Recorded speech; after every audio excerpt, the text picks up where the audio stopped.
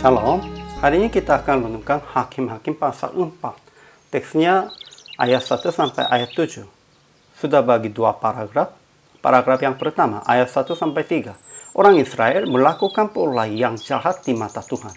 Jadi Yabin, Raja Kanaan, menindas orang Israel 20 tahun lamanya. Paragraf yang kedua, ayat 4 sampai 7. Tuhan memanggil Barak bin Abinoam melalui Deborah, seorang nabi dan sebagai hakim atas orang Israel.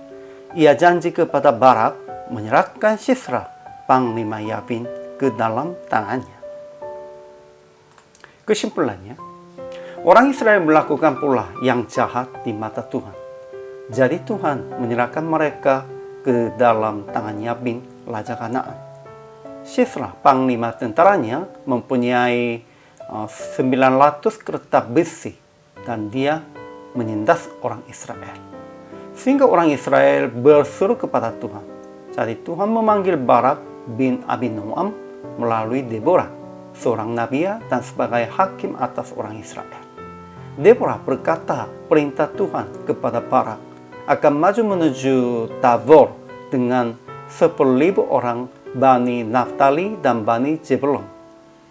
Tuhan telah janji, aku akan menggerakkan Sisera dan aku akan menyerahkan dia ke dalam tanganmu. Ajaran tentang Allah. Pertama, orang Israel melakukan pula yang jahat di mata Tuhan, jadi Tuhan menyerahkan mereka ke dalam tangan Yabin, Raja Kanaan. Kedua, Tuhan memanggil Barak bin Abinoam melalui Deborah, seorang nabi dan sebagai hakim atas orang Israel. Ketiga, Deborah berkata, perintah Tuhan perintahkan kepada Barak akan maju menuju Tabor dengan 10.000 orang Bani Naftali dan Bani Zebulon.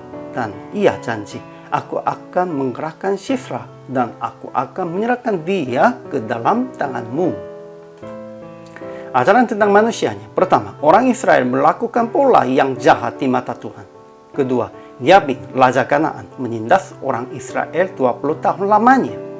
Ketiga, Sisera, panglima tentaranya, mempunyai 900 kereta besi dan dia menindas orang Israel. Keempat, orang Israel berseru kepada Tuhan.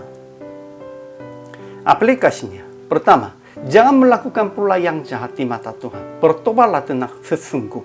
Ya, orang Israel, mereka sudah melakukan yang jahat di mata Tuhan. Kemudian Tuhan menyerahkan mereka ke tangan orang asing.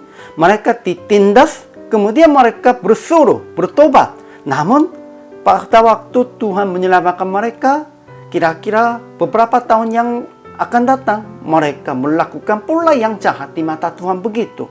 Kita juga begitu. Bertobat namun kembali lagi. Bertobat namun kembali lagi. Janganlah begitu.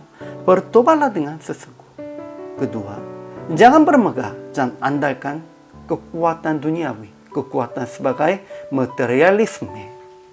Ya, Raja Kanaan, Yabin, dan Sisera, mereka memiliki 900 kereta besi. Itu menjadi kekuatan bagi mereka. Zaman ini banyak orangnya bermegah tentang kepunyaan mereka dan itunya juga menjadi kekuatan bagi mereka. Namun orang percayanya tidak begitu.